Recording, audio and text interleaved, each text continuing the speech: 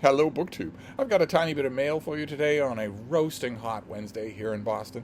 It's a tiny bit of mail, and for once, I'm not feeling all put upon about that fact. I don't want mail carriages to be out in this weather. Unless they're in air-conditioned trucks, I don't want them walking around the neighborhood delivering mail.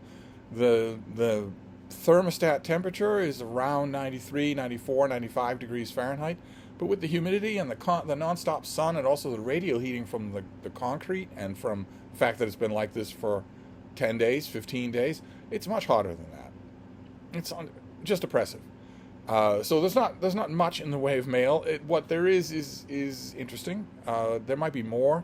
I noticed that the mail carrier in my neighborhood has shifted almost entirely to delivering even individual parcels by truck, air-conditioned truck, and also doing it later in the day. If they're going to adapt, then that's fine by me. I would suggest just suspend it. I know people need to get their paychecks and whatnot, but how much of that is done in the mail these days anyway? Just suspend it until the weather is supposed to break this weekend. This heat is supposed to lift for the first time in a long time, 15 days, this weekend. So we'll see. We'll see if relief actually does come. That would be great. It's significantly hotter every day and every night now than the average for this time of year. So any relief would be great, especially since it would give me the go-ahead to go back to the Brattle bookshop and to run some errands. Not just the Brattle, but some errands of my own. Outgoing mail, banking stuff. All that's been put on hold. I haven't even thought about it. The last thing on earth I want to do is become some sort of urban statistic by being an idiot. So I have been taking it easy. So if that relief does come, well, then you'll get a Brattle bookshop haul. Of course, it'd be nice if there was some Brattle store credit waiting for me when I'm finally freed from durance vile, when I'm finally free to walk about without burning my little toes. It'd be great if there was some Brattle store credit. I trust you know what to do. Anyway, let's look at the mail, a little bit of mail that's here. The first thing that was of interest, of course, is the London Times Literary Supplement, the TLS, the greatest literary journal in the English-speaking world. I always hesitate to say that on this channel because I always mean to immediately add that it's not for everybody. It's not even for every avid reader. You can be an avid reader and still not have a single hit of a book that's of interest to you in a typical TLS. It verges towards the scholarly. If you're contemplating spending money on a book review subscription, I think, despite all the reservations and the criticisms that I make of it, I think your money is far better spent on the New York Times than on the Times Literary Supplement. But the new TLS came, and it has a Venice right there on the cover. So, of course, that attracted my attention. And it turns out, this almost never happens, but it turns out that the very first, that cover refers to a Roundup review. Roundup reviews are difficult to commission. They're difficult to find somebody who will do them. You're not usually, I don't know the details of the TLS here because they've never seen fit to return my mail. They've never seen fit to even entertain the suggestion that I would write for them. I would love to do that. I would love to write something for them. Of course, I would before I die. But every time I write them an email, an intern in the mailroom writes back saying, we'll get right back to you, and then I don't hear from them. So I guess I'm not their cup of tea. But I don't know their rules, therefore, but I'd be willing to bet that they hew to the standard practice in the industry, which is not to pay a reviewer anymore for a Roundup review. So you can ask the reviewer to let's say there are two books on the assassination of Franz Ferdinand, or on tulips, or whatever. And there are two that are coming out at the exact same time, and you're a book section editor, you want to cover as many books as you can. They make a natural pairing. You're certainly not going to commission two separate reviews of those two books. So you propose it to a reviewer, or a reviewer proposes it to you. What if I review both of those together in the same word count? And most book section editors will say yes to that. That is manna from heaven if you're a space-conscious book section editor, and there are no other kinds.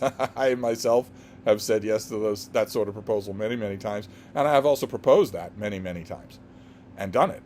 I've done quite a few combo reviews in my lifetime, including probably the pinnacle of them all, especially since there was not a single extra sentence of space. Once for a newspaper, I did a roundup review in 800 words of 8 presidential biographies. There were 8 new presidential biographies at the time, and I did them all in one roundup review. I think I did them all justice. Two of those biographies blurbed me on the paperbacks, even though I gave their book maybe 2 lines.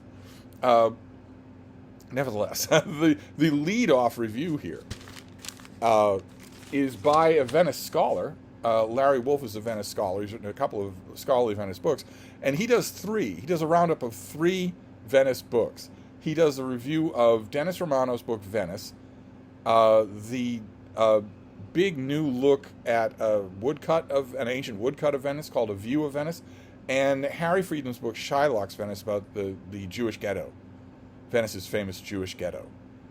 And he does a roundup review of all 3 of those. And I quite liked the review, but I was extra interested in it because I've reviewed all 3 of those books myself. In addition to everything else that I do, I am an editor in an online literary journal called Open Letters Review, the successor to Open Letters Monthly. And on Open Letters Review, yes, I'm one of the editors, but I don't have to care about what ordinary editors care about. I don't have to care about much.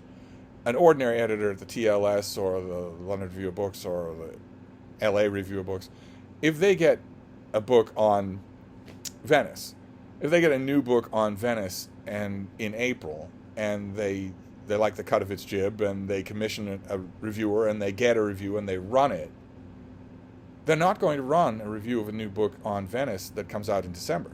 They're not going to do it. They're going to think, well, we did a Venice book already. Oh, well, no matter who it is, no matter what the subject is, they're going to think, oh, we did that just last year. We covered that subject just last year.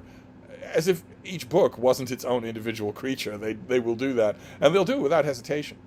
And mainly it's because they're always wary. They're always territorial about their very precious space. But Open Letters Review is a free, online-only journal, so I don't have to worry about that. So, also as one of the editors, I don't have to worry, period. So I just review every new Venice book.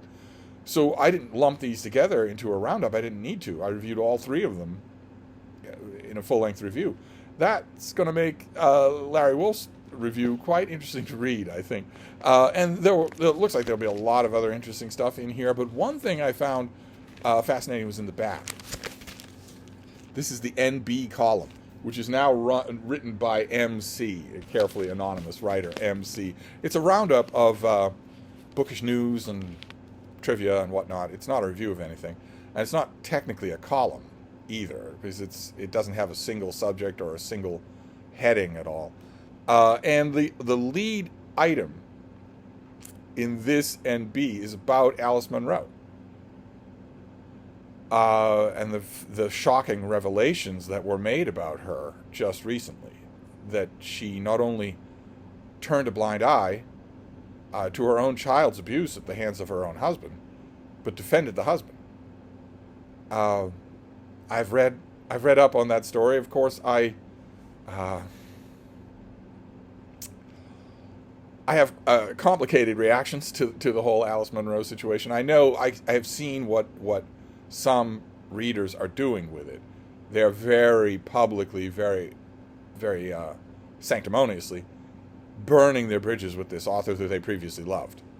There's quite a bit of that going on in the CanLit community, but also quite a bit on Book Talk and Bookish Instagram, Bookstagram, of people ostentatiously burning their bridges with this author. I liked you before, but now that I know this, you are persona non grata to me. You are dead to me. I will never read another book by you, etc., etc. I have seen that reaction, and I understand it. I have a knee-jerk reaction myself against the tinny sanctimony of the hashtag #MeToo movement, the tinny sanctimony of the Believe All Women movement from about 6 years ago, that reached its peak about 6 years ago. I had a blue-haired activist on Twitter, back when I had a very active account on Twitter. I had a blue-haired activist post something about, so-and-so said this about her professor. I think we should boycott his class and certainly don't buy any of his books. And I made what I thought was an innocent response. I said, well, okay, what does he say? And more importantly, what are the facts? And the person wrote back to me, the blue-haired activist wrote back to me and said, the facts don't matter. The accusation is the only thing you should care about. And I said, facts don't matter?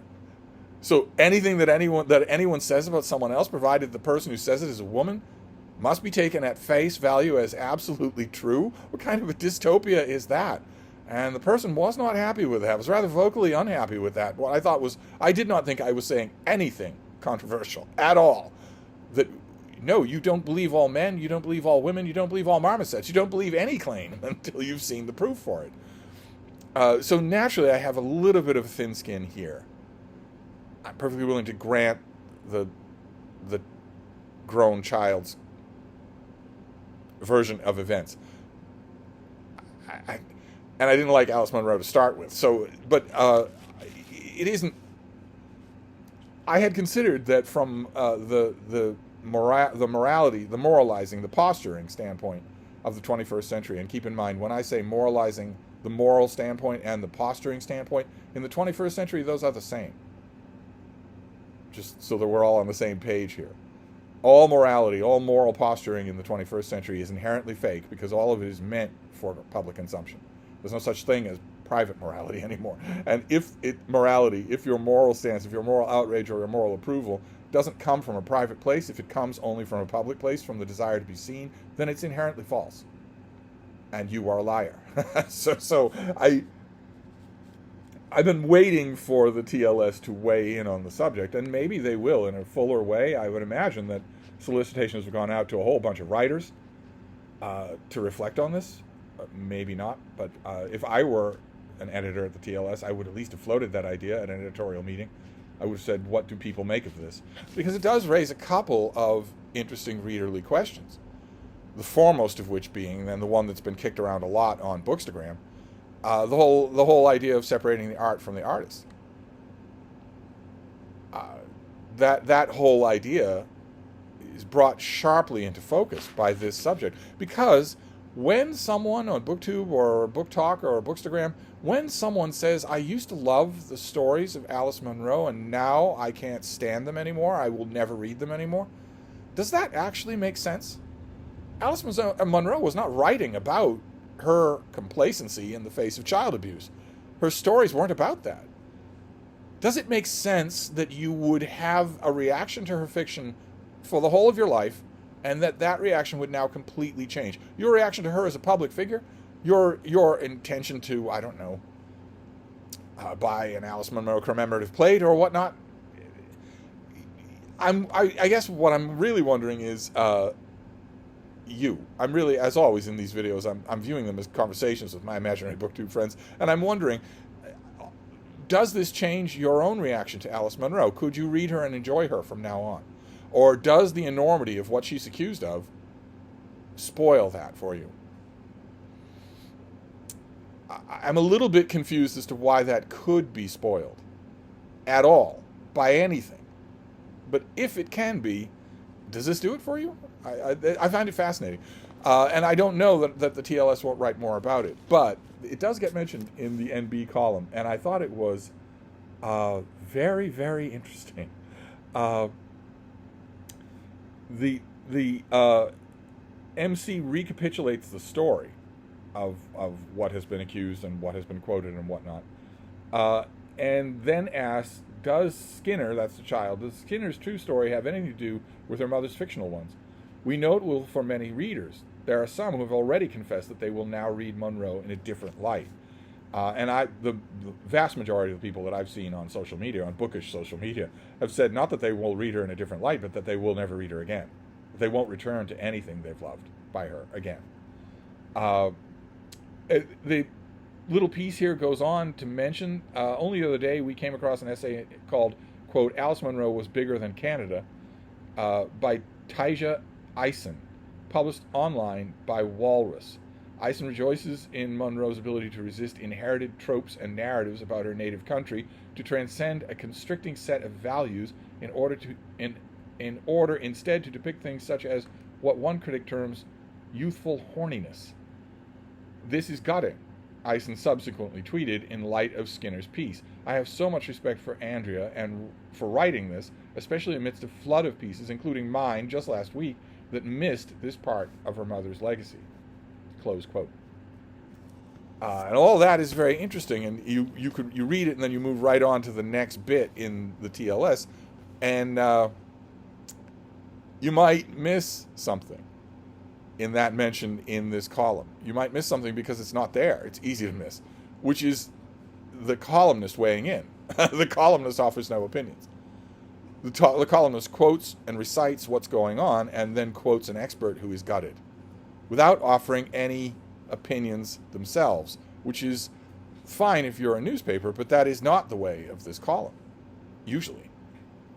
It has me interested. It makes me wonder if maybe we have not heard the last on this subject from the TLS. That would be fascinating. I will, of course, keep you posted. But anyway, love to know what you think on the whole subject. And more important, if the child's accusations are true, then there is only one moral reaction to it.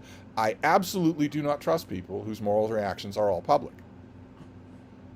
That is posturing. That is grandstanding. I don't believe in the sincerity of those reactions. If that's where the only place that they are, and if they're so melodramatic, then I have to think they're being done for the approval and for likes and tweets and retweets and whatnot. But what about you?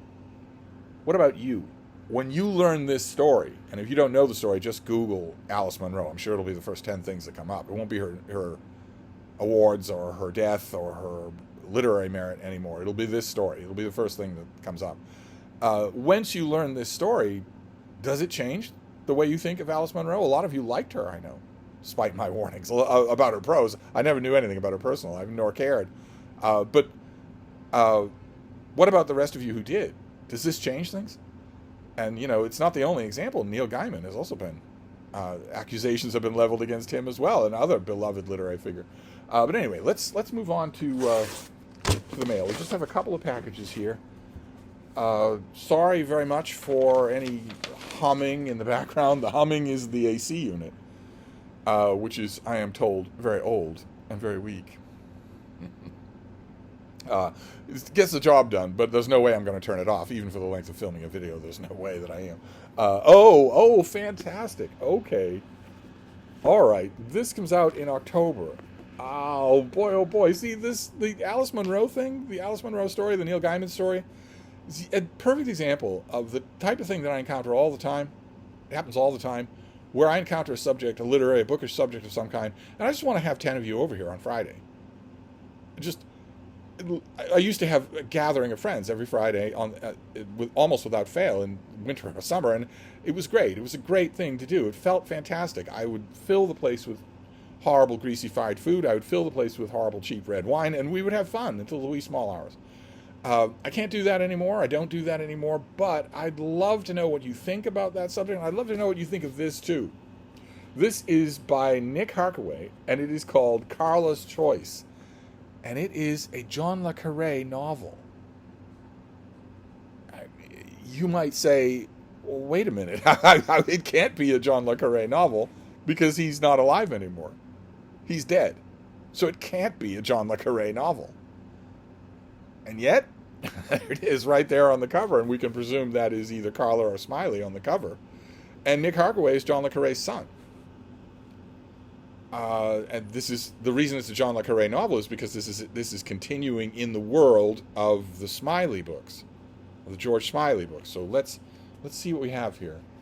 Yeah, an extraordinary new novel set in the world of John le Carré's most iconic spy, George Smiley. In spring of 1963, George Smiley has left the circus. With the wreckage of the West spy war against the Soviets strewn across Europe, he has eyes only for a more peaceful life. And indeed, with his marriage more secure than ever, there is a rumor in Whitehall, unconfirmed and a little scandalous, that George Smiley might almost be happy.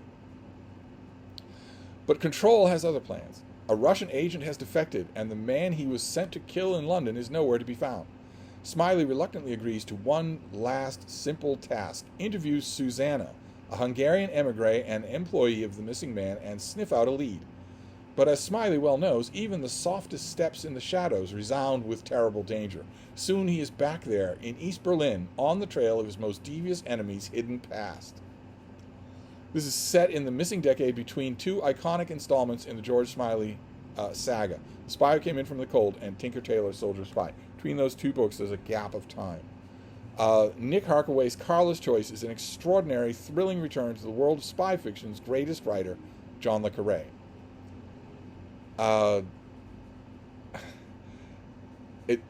Let's read his biography. Nick Harkaway is the author of 5 novels: Titanium Noir, The Gone Away World, Angel Maker, Tiger Man, and Gnomon.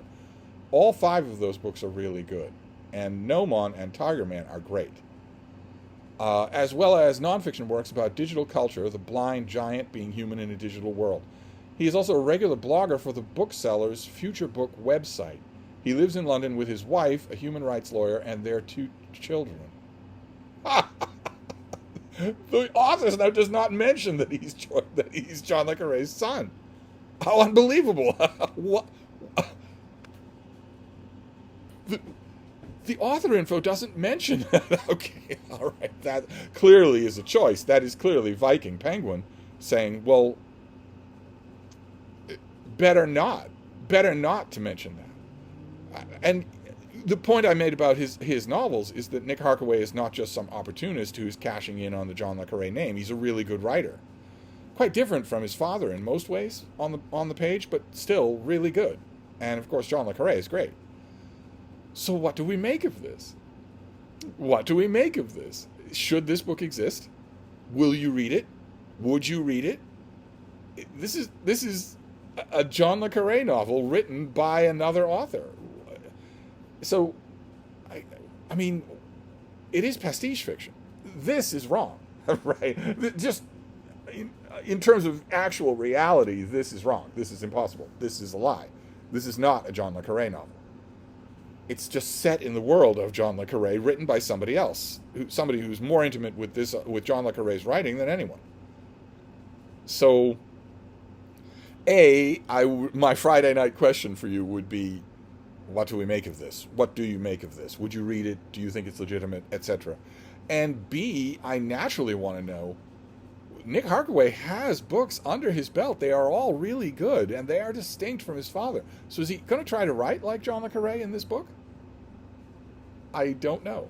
I don't know. I strongly suspected that he had a hand in the last book that came out under John le Carré's name. The book that I presume will be the last book that will ever come out under his name.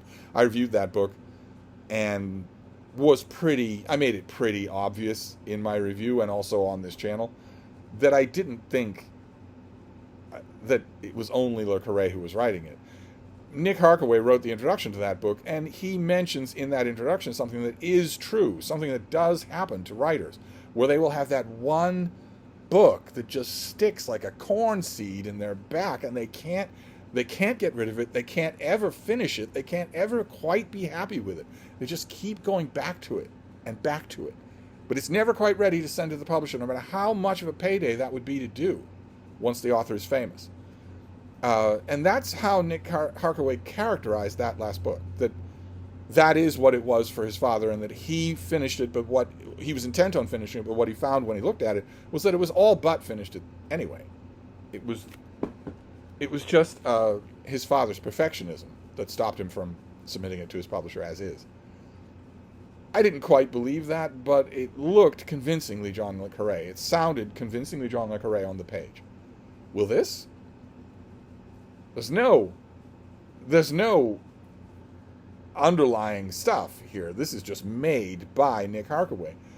Will he try to make it sound like a Smiley novel? I myself will read it. Obviously, I will. I will read it and be really interested in it. I'll certainly review it. But what do you make of it? Do you think it's desecration? I'd love to know. But anyway, let's move on to the second and last book. I'm very chatty today. Sorry about that. Let's get this stuff out of the way here. Sorry, every time I turn on the camera, Frida starts eating something. Chewing on wood, chewing on duvet or something or other every single time, and industriously the whole time. It's like she's trying to kill herself while I make a video because it's too hot for her to be up there. So I have to keep stopping her off camera, and I don't like that anyway. Oh, great. Okay. Fantastic. All right. So this is another October book. No, this is September. This is by M.G. Sheftal, and this is Hiroshima, The Last Witnesses. This is a study, the first volume in a 2-book series about each of the atomic bombs dropped that ended the Pacific War, based on years of irreplicable personal interviews with survivors to tell a story of devastation and resilience. Well, irreplicable because the people that this author interviewed died in the meantime. So, and that is going to happen. Sooner or later, irreplicable is going to apply to every work that has anything to do with World War II. Key to realize about that picture, are we going to get, well, this is an advanced copy, so I probably won't get any information about the cover. No, I don't get any information about the cover. But keep in mind, that is not the same thing as black and white photos of post-war devastation in Berlin. This right here that you're looking at happened in a tenth of a second. It wasn't the Russians bombing the hell out of the city for 9 months. This happened instantly. But anyway, let's see what we have here. In this vividly rendered historical narrative, the author layers the stories of hibakusha, the Japanese word for atomic bomb survivors, in harrowing detail to give a minute-by-minute report of August 6, 1945, in the lead-up and aftermath of the world-changing bombing mission of Paul Tibbets, Enola Gay, and Little Boy. These survivors and witnesses, who now have an average age of over 90 years, are quite literally the last people who can still provide us with reliable, detailed testimony about life in their cities before the bombings, tell us what they experienced on the day those cities were obliterated, and give us some appreciation of what it has entailed to live with those memories and scars during the subsequent 70-plus years. The author has spent years personally interviewing survivors who lived well into the 21st century, allowing him to construct portraits of what Hiroshima was like before the bomb, how catastrophically its citizens' lives changed in the seconds, minutes, days, weeks, months, and years afterwards.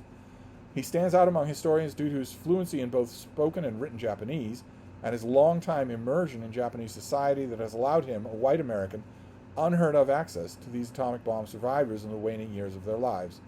Their trust in him is evident in the personal and traumatic depths they open up for him as he records their stories.